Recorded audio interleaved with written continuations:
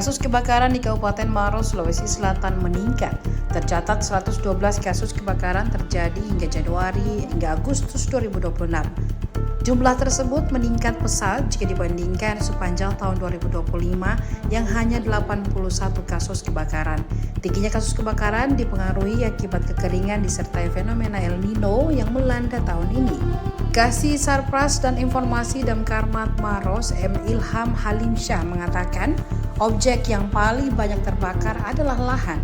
Khusus Agustus kali ini, ada sekitar 50 hektar lahan yang ludes dilalap si jago merah.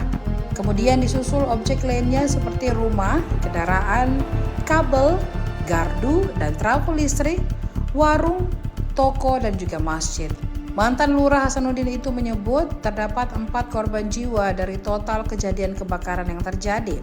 Salah satunya adalah seorang balita yang meninggal dunia di rumahnya di Desa Benteng Gajah, Kecamatan Tompo Bulu, Kabupaten Maros, Sulawesi Selatan pada Kamis 18 Juni 2026 lalu. Penyebab kebakaran untuk objek rumah banyak dipicu akibat korsleting listrik dan kebocoran gas LPG.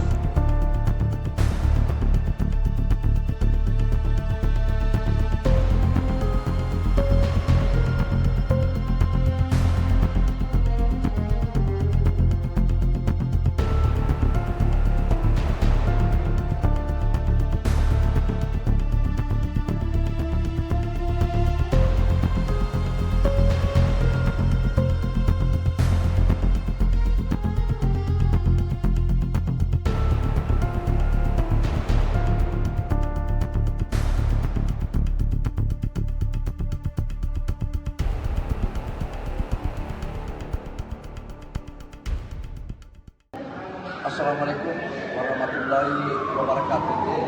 Kami dari Dinas Pemadam Kebakaran dan Penyelamatan mengimbau kepada seluruh masyarakat Kabupaten Maros, baik yang ada di kota maupun yang ada di pelosok desa, untuk ketika merokok jangan buang puntung rokok di sembarang tempat.